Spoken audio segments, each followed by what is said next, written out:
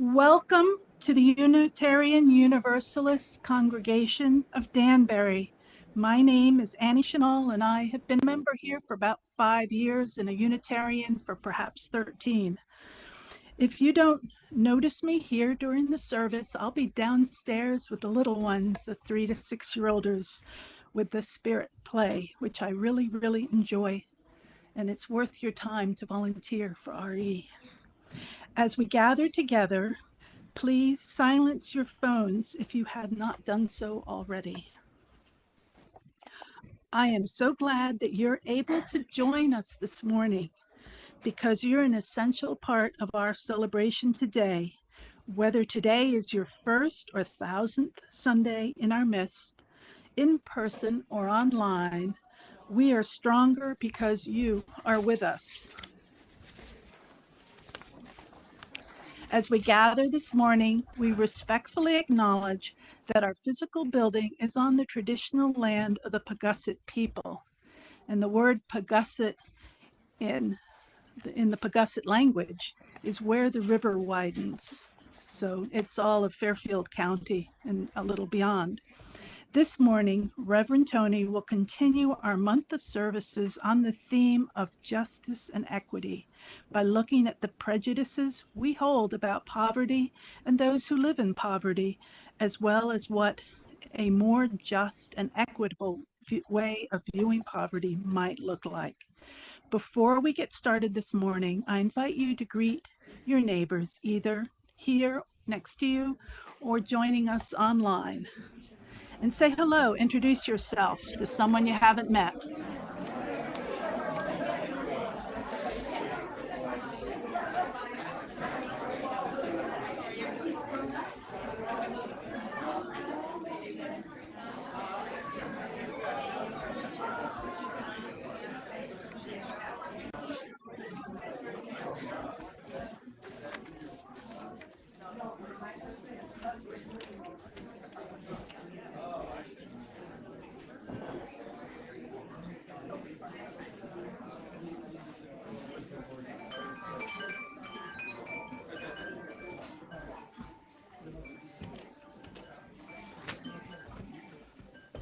So today we have some announcements. And first, I would like to invite Jackie Alexander to come up for a quick announcement from the nominating committee.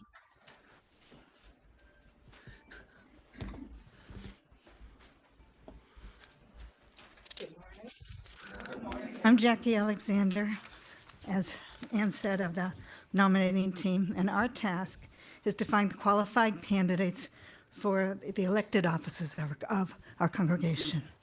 There are 4 positions open on our Board of Trustees: the president and vice president, who serve 1-year term, the treasurer, who serves a 2-year term, and 1 trustee, 3 years.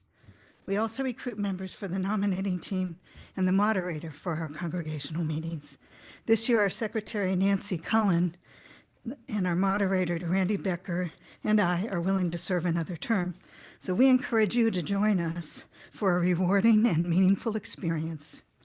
Annie Chenal and Dan Brodax and I are the nominating team. So please talk to us and find out more about these opportunities. Thank you.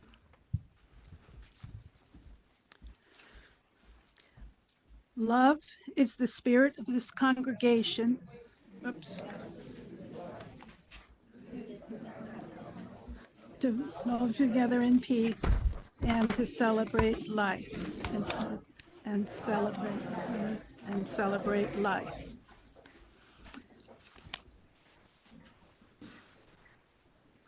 So Sierra lit the chalice for us. Thank you, Sierra. So now everyone can please rise in body or spirit and join in singing our hymn of welcome, May Nothing Evil Cross This Door, which is number 1 in the gray hymnal. And I didn't put the gray hymnal out, but it's on the screen.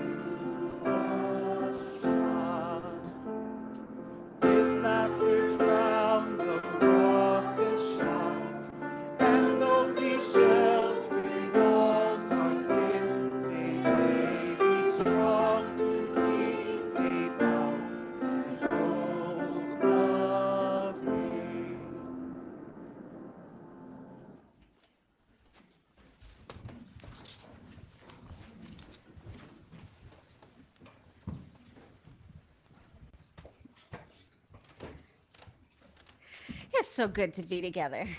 Let's say the words for our children's affirmation. The words are on the screen.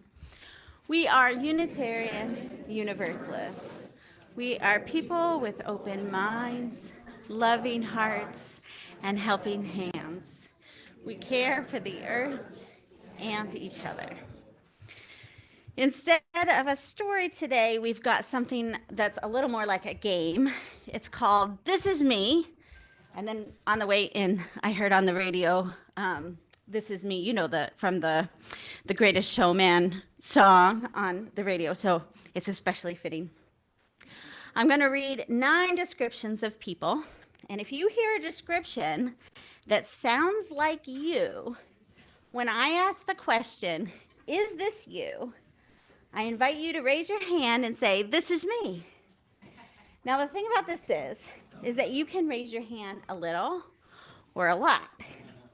If you're just a little like the person I described, you can raise your hand a little bit and you can say, this is me, quietly. And then if you are a lot like the person I described, you can throw your hand in the air nice and big, or you can put both hands up and say aloud, this is me. You can say this is me for as many or as few descriptions as fit for you. Like I said, there's going to be 9 of them. So that's the way it works. Are you ready? Yep. Okay. I'm looking for a person who thinks in words, who likes to tell stories, jokes, or do word games, and who enjoys reading and writing. Is this you? This is me! Nice. All right. Now, second one, I'm looking for someone who can picture the things that they're thinking about easily. They don't get lost easily. They remember where everything in their home is. They enjoy mazes or puzzles, and they design and build things. Is this you? This is Gotta go along with the game, Randy. All right. Third thing, I'm looking for a person who enjoys using new technologies, who likes to play strategy games like chess or checkers, who likes to experiment, to test things out that they don't understand, and who enjoys logic puzzles like Rubik's Cubes. Is this you? All right, a little quieter this group, but. All right, I think, what is this, our fifth one? Fourth. Thank you. This is our mathematical thinkers in here. I'm looking for a person who hums, whistles, or sings to themselves, who recognizes music when it comes on, who enjoys listening to music or making music, and who picks up on sounds that aren't words, who hears crickets chirping or bells ringing in the distance. Is this you? This is me. All right. Fifth one now. We're on our fifth one. I'm looking for a person who moves, taps, twists, fidgets when they're sitting, and who likes playing sports, swimming, biking, hiking, or maybe doing things like sewing or woodworking, carving, making or fixing things. Maybe somebody who enjoys wrestling or going on amusement park rides, who appreciates touching people as they talk to them, and who imitate or mirror the things that other people do with their bodies. Is this you? All right. I'm looking, 6-1, for somebody who understands other people, who gets involved in the community, who enjoys playing with others, and who can help problem solve when people disagree. Is this you? I see some familiar faces. I'm looking for someone who likes to be alone to work on things they enjoy, who has strong ideas that don't always agree with the group, who is in touch with their inner feelings or daydreams, who can motivate themselves, and who march to the beat of their own drummer when it comes to what they do and how they do it. Is this you? All right, second to the last one. I'm looking for someone who pays a lot of attention to the environment around them, who observes and thinks about their environment, who enjoys outdoors or animals or plants, who pays attention to patterns in nature, and who does things like watch clouds, stares at sunsets, looks under rocks, takes samples from the environment, or dips their toes in streams for fun. Is this you? Yeah. Okay, last one. I'm looking for someone who thinks about the big picture, about the meanings of things with questions like, why are we here? Why are things the way they are? Or what is death about? A person who enjoys rituals and spiritual practices. Is this you?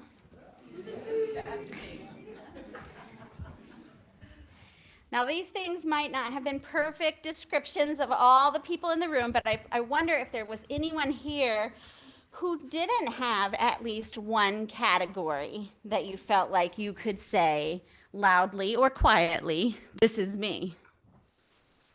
Anybody?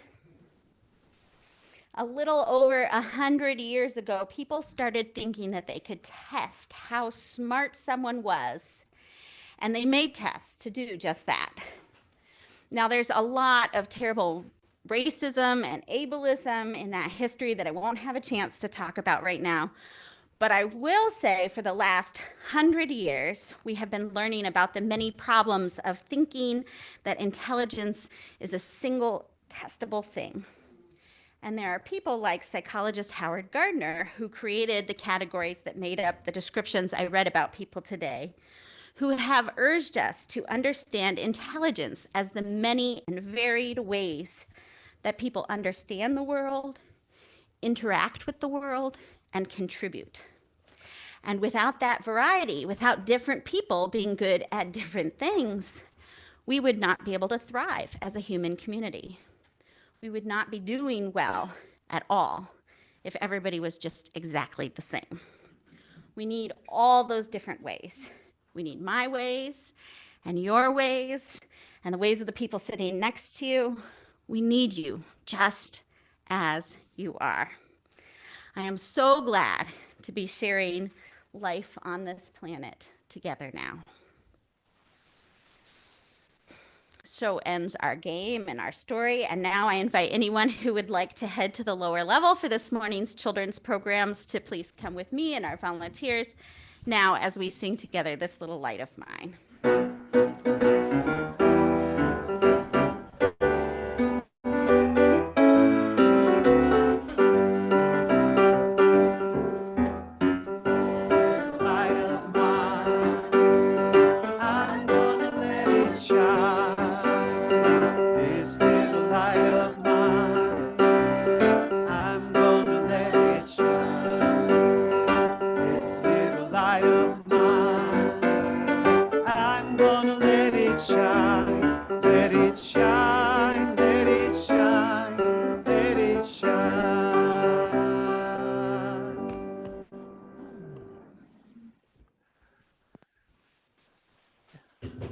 Grateful for the sunshine this morning. There's been some rough news this week out of Oklahoma and South Carolina.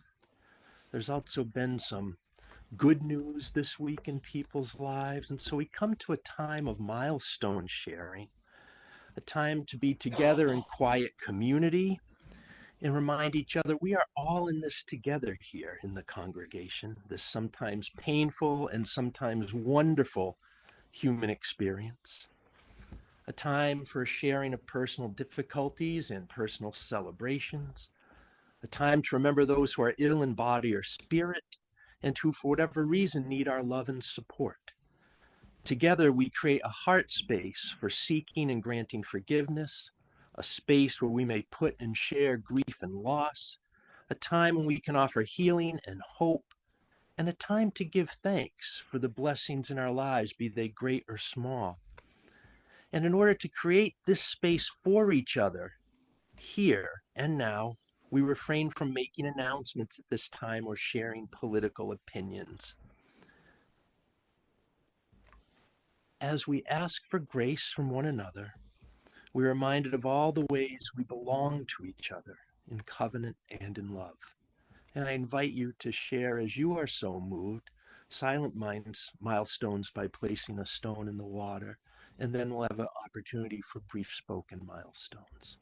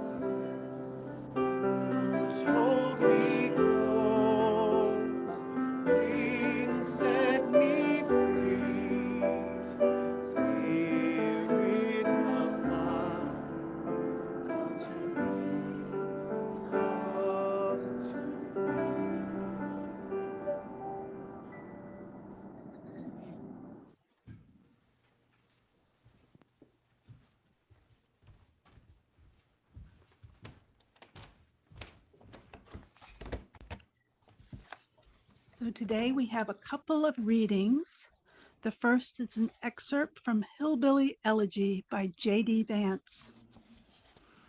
In my immature brain, I didn't understand the difference between intelligence and knowledge, so I assumed I was an idiot. I'm not saying ability doesn't matter, it certainly helps, but there's something powerful about realizing that you've undersold yourself, that somehow your mind confused lack of effort for inability. What separates the successful from the unsuccessful are the expectations that they had for their own lives. Yet the message of the right is increasingly, It's not your fault that you're a loser, it's the government's fault.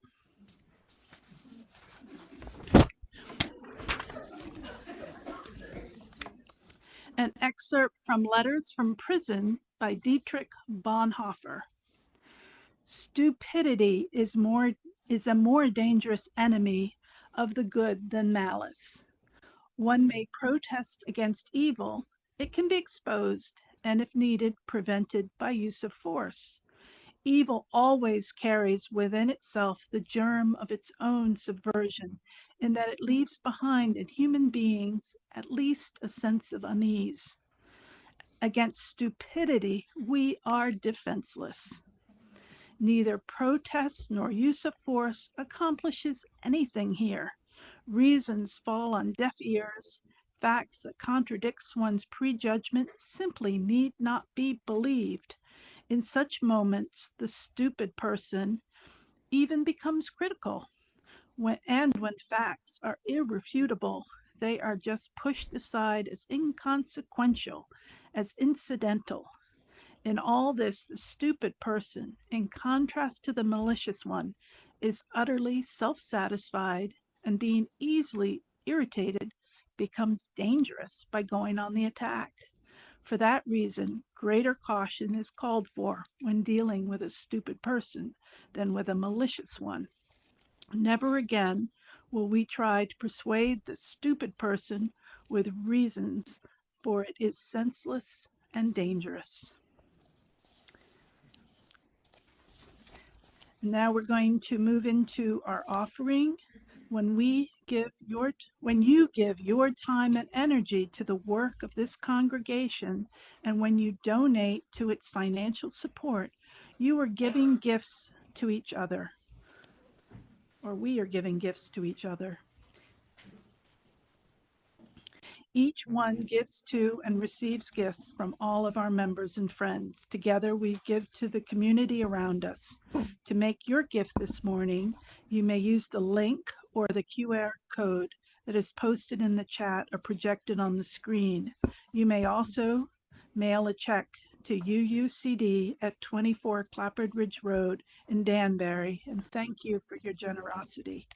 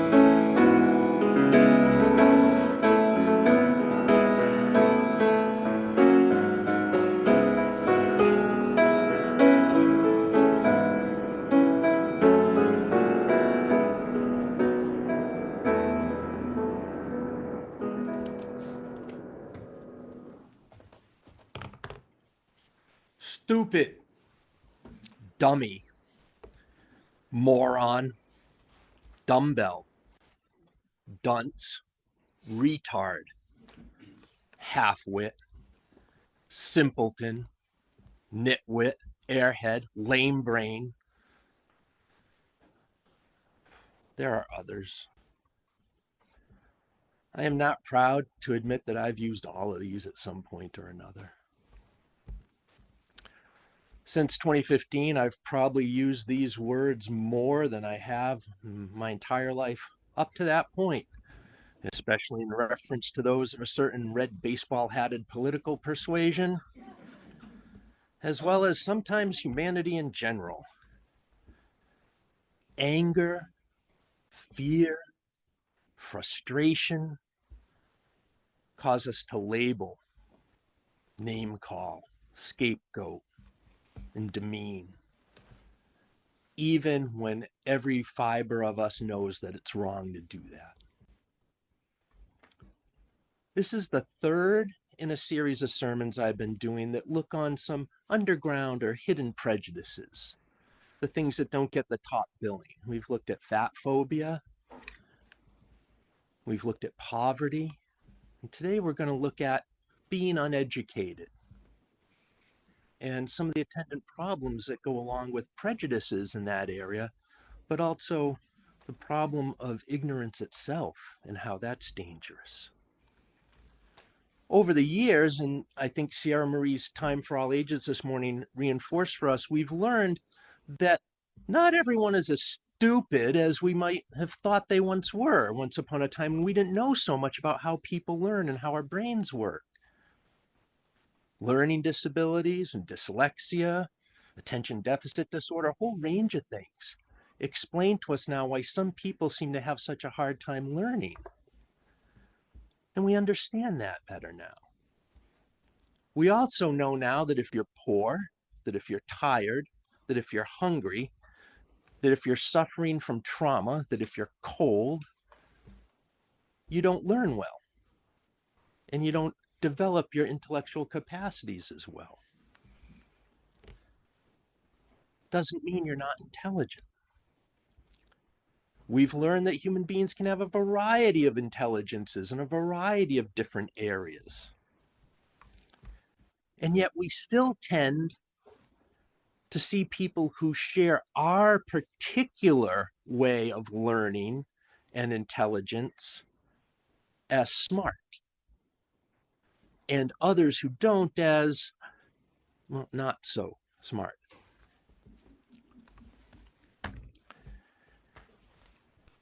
We, as a group of Unitarian Universalists, tend to think we're pretty smart and pretty educated. In fact, only Hindus, according to the Pew Research Center, have a more educated population than Unitarian Universalists. Nearly 8 in 10, 79% of people identify as Hindu have a college degree. We came in second place with 67% of people identifying as Unitarian Universalists having a college education. I saw something, this is a little while ago now, but I'm going to gamble not a lot has changed about the average or mean person who is a Unitarian Universalist. I don't think it's going too far out on a limb to say that if you took all Unitarian Universalists and averaged all our demographic categories and qualities, the average Unitarian Universalist you'd come up with is a college-educated, white, cisgendered, heterosexual woman baby boomer. If you're willing, all present can raise your hands and identify each other. We value education so much in Unitarian Universalism that we easily overlook on a regular basis that 1/3 of us in any given congregation are not college educated.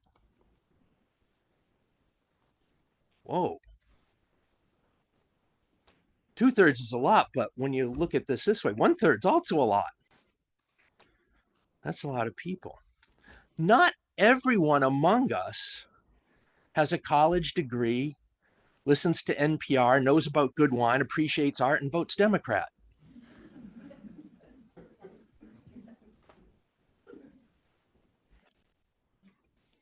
The science of probability says you're in good company if you go that way, but it's not everybody. We have and we are a type.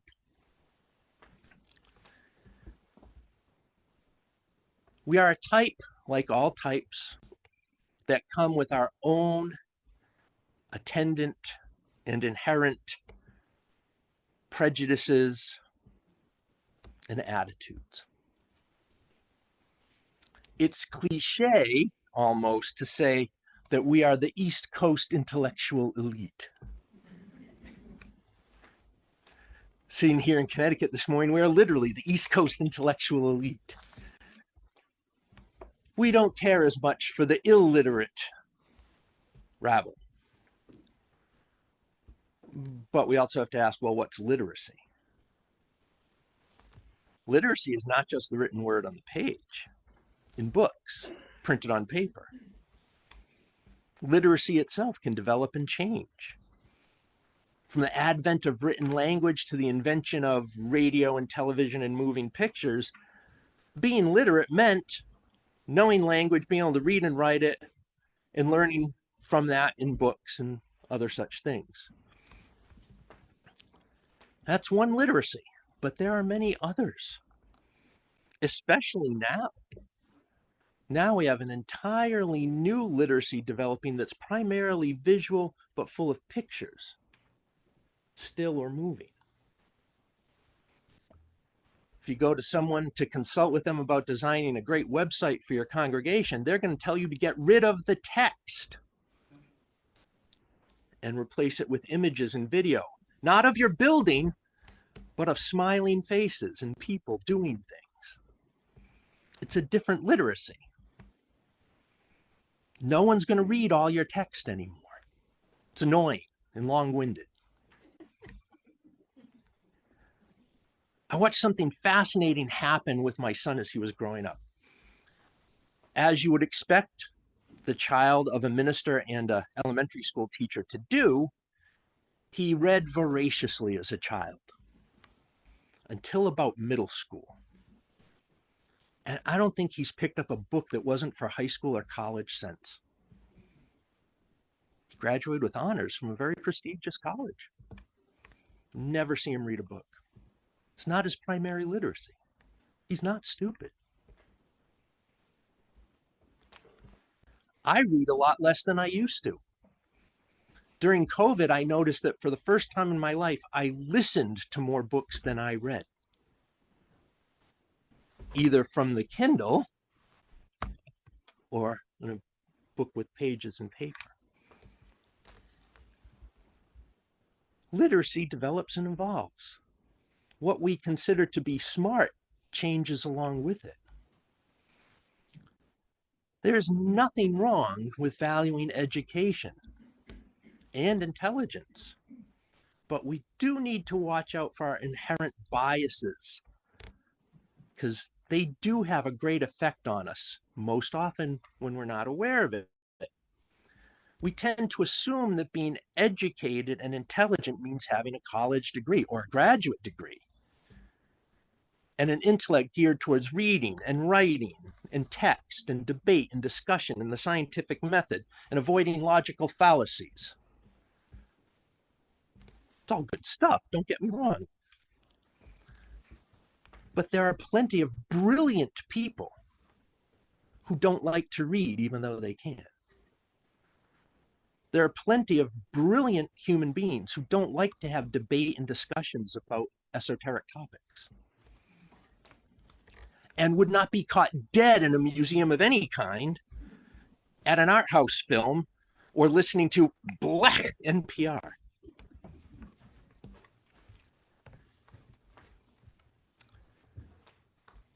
One of the things that tends to perpetuate ignorance and our view of what ignorance is in our society is a great cocktail of poverty, race, and geographic location.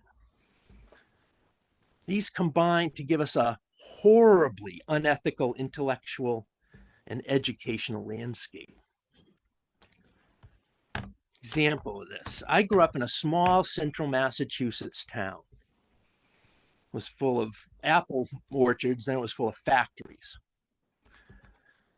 We had two physically and administratively linked high schools in Leominster, Massachusetts.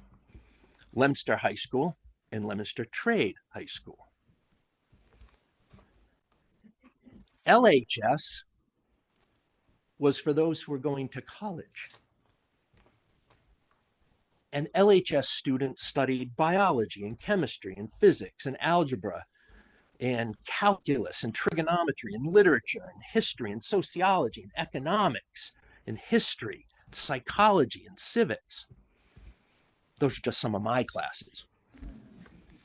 LTHS was for students not going to college. And they studied reading and writing and life and earth science, auto mechanics, auto body, drafting, carpentry, plumbing, welding, culinary arts.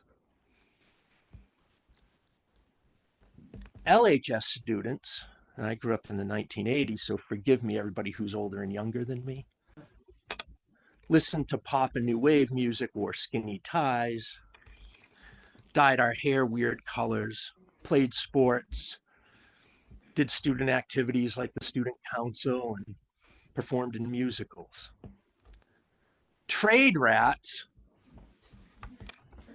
listened to heavy metal and wore jean jackets and did drugs and drank a lot of alcohol. Of course, that's nonsense. It was nonsense then, but it was the way the entire world I knew then organized students in education, creating, reinforcing, and playing into classes and divisions that didn't need to exist. It taught us who we were and where we belonged, and who we weren't and where we didn't. Funding public schools by local property tax is about as racist and classist a practice as exists in our society. It keeps vast segments of our population poor and with limited access to social and political power and advancement. If we could change only one single thing about our society, I think changing the way we fund public education would have the greatest impact of anything we could implement.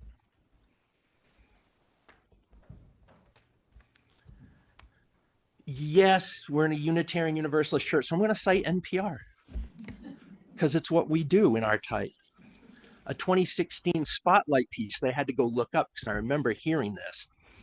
And I went to get the statistic that grabbed me, and it was this, that they studied neighborhoods in and around Chicago for school expenditure.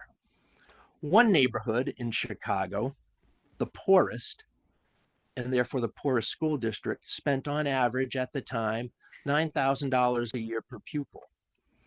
The richest, 14 miles away, spent $28,000 a year per pupil. All people are created equal, but we're not taught equal. We're not even taught we are equal. As much as our attitudes and biases are something that we can pay attention to and learn from and watch in terms of demeaning or criticizing someone who's less educated or less intelligent, the ability to think critically, solve problems, and understand basic logic is of vital health to a functioning society. You can't have a whole group of people having a society run by people who can't think critically. It doesn't go well. History has taught us. So at the same time, we need to watch our prejudices and attitudes about those who are uneducated or unintelligent. We also need to realize that helping everyone become as educated as they can and learn how to think critically is of supreme importance for the type of society we want to live in. As the MAGA movement developed in 2015 and 2016, you saw Dietrich Bonhoeffer's writings surface a lot more than it had since the 1940s when he wrote it, because it fit the MAGA description to a T. And Bonhoeffer was not just picking on stupid people at random. He was a German Lutheran pastor who was studying and then taught theology at the University of Berlin by the age of 25. And as the Nazis rose to power, he opposed them. He visited America and returned to Germany, where eventually he was forbidden to write or publish anything for being critical of the Nazi regime. And he was arrested in 1943 and sent to prison. He was executed by hanging on April 9th, 1945, without any charges against him, any trial, any proceedings, or anything else. In some of his writings from prison, especially what is now called Papers and Letters from Prison, Letters and Papers from Prison, I always forget which is first, Bonhoeffer concluded that stupidity is more dangerous to the good than malice and evil. Some more of what he wrote. The stupid person is under a spell, blinded, misused, and abused in their very being. Having thus become a mindless tool, the stupid person will be capable of any evil and at the same time incapable of seeing that it is evil. This is where the danger of diabolical misuse lurks, for it is this that can once and for all destroy human beings. The stupid person, in contrast to the malicious one, is utterly self-satisfied, and being easily irritated becomes dangerous by going on the attack. For that reason, greater caution is called for with the stupid person than the malicious one. I hear Bonhoeffer's words now, and I think, how can so many people fall prey to the demagogues and the would-be tyrants? People who obviously don't have their best interest at heart, but just want their support for the power and control it gives them. And then I have to remember to remind myself that no one votes against their own self-interest.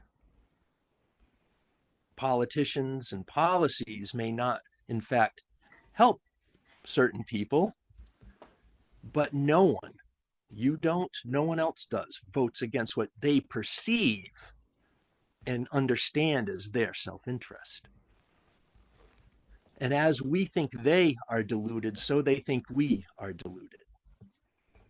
Bonhoeffer says, these thoughts about stupidity also offer consolation that they utterly forbid us to consider the majority of people to be stupid in every circumstance. It really will depend on whether those in power expect more from people's stupidity than, say, from their inner independence and own wisdom. This much is certain, that it is in essence not an intellectual defect, but a common human one. These are human beings who are remarkably agile intellect, and yet they are stupid. And so it would seem that stupidity is perhaps less a psychological than a social logical problem. It is particularly the form of impact of historical circumstances on human beings, a psychological concomitant of certain external conditions. It becomes apparent that every strong usurpage of power in the public sphere, be it of political or religious nature, infects a large part of the populace with stupidity. The power of the one needs the stupidity of the other. The process at work is not that particular human capacities, for instance, the intellect, suddenly atrophy and fail. Instead, it seems that under overwhelming impact of rising power, humans are deprived of their inner independence and give up establishing an autonomous position toward their emerging circumstances. Bonhoeffer is clear that very intelligent people can be stupid. And the way he discusses stupidity, what he's talking about is ignorance. Not knowing things and not using because you can't, because you on purpose don't use the facilities that you have. We like to think we are reasonable creatures, but it's only part of who we are because we are equally, if not more so, emotional ones. Years ago, I had to literally throw out a member of a congregation because they were screaming and yelling at the director of religious education and physically advancing towards them with hands raised. screaming at the top of their lungs that their humanist discussion group had every right to make jokes about and make fun of the New Age spirituality group because they were unreasonable and foolish. And all their beliefs were controlled by emotions. Sigh. Oh.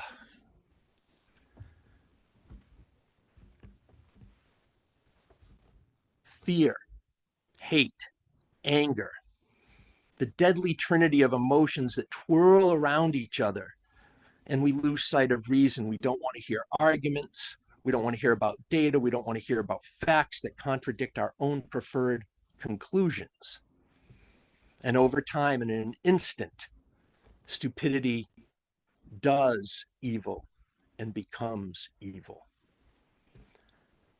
Just this week, we heard of the death of Dex Benedict in Oklahoma, a non-binary teenager bullied for who they are. And the ignorance that blocks out kindness and compassion and feeds off fear and prejudice. Ignorant and stupid, and ends up killing a child. Again.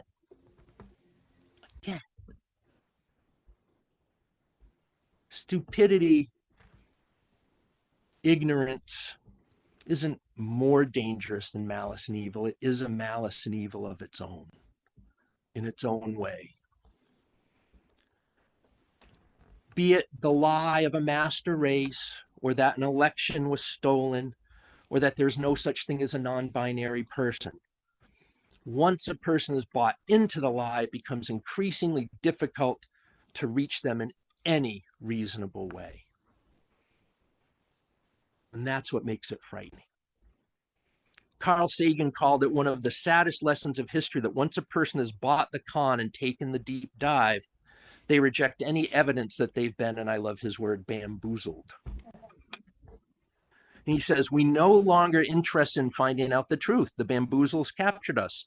It's simply too painful to acknowledge, even to ourselves, we've been taken. And once you give a charlatan power over you, you almost never get it back. And we read the results of the primary in South Carolina yesterday and say, whoa, we really have our work cut out for us. And perhaps because of that, we start right here with ourselves here in this congregation. By continuing and looking for ever better ways to make this faith, this congregation, and this community a champion of reason and critical thinking and education, as well as a place of kindness and compassion and inclusion and justice and equity. We have a social justice team organizing or reorganizing or organizing or reorganizing right now here.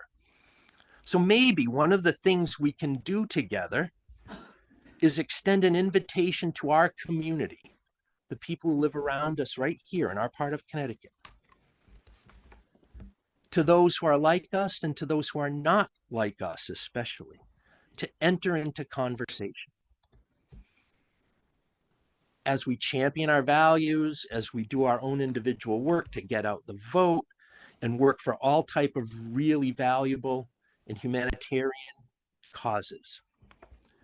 Maybe we can also spearhead and organize a civil conversation project, a Better Angels group, where we gather our neighbors together and together we learn how to have difficult conversations across our differences and then have those very conversations about specific topics that actually we don't agree upon on purpose.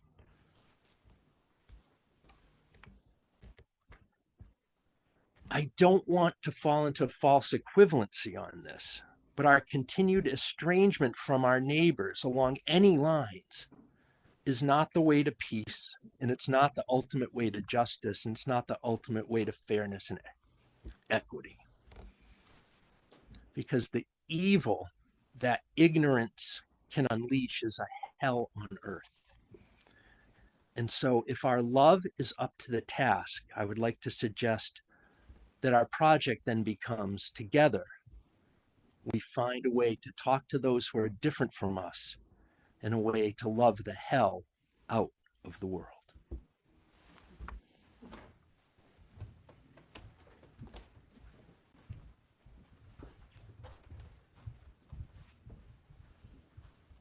I skipped over all of the announcements this morning except for the nominating group. So I'd like to read them to you before we extinguish the chalice. The choir will rehearse today right after the service. At the same time, the Deaf Cafe will meet, it doesn't say here where, with Joni Lowe and Marcia Brooker, giving people an opportunity to talk about death and dying. Music on the Ridge will be this coming up Sunday at 4 p.m. right here in this room with Grammy Award-winning Lisa Gutkin along with Sue Horowitz, they perform a variety of root and folk music. Admission is $20. Religious education, we have an active program for kids and teens of all ages running throughout the school year, as well as nursery care available during Sunday services. There are lots of ways that all of us can help these programs listed in your order of service. Please take a look and think about how you can help. And for more information and more announcements, you can see your order of service, our weekly email newsletter, and the events calendar on our website at uudanbury.org for a complete list of events.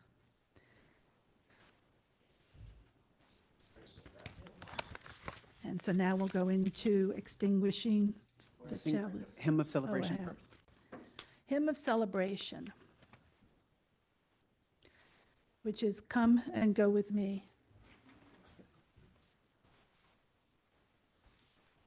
Please rise in spirit and join in the Hymn of Celebration, and it's number 1018 in the Teal Hymnal.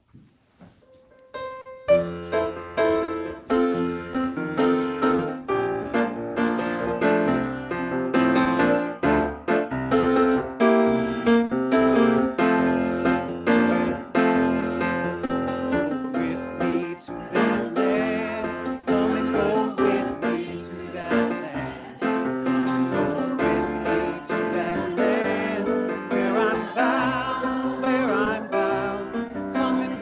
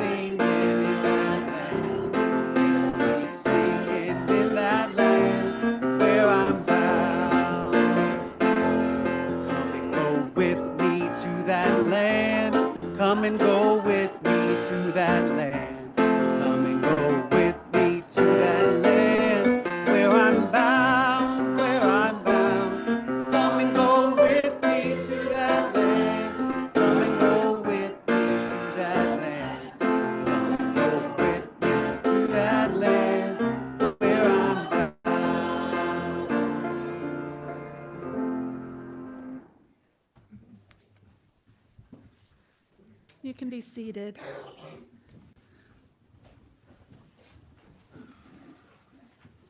Please join me in the words for extinguishing our chalice.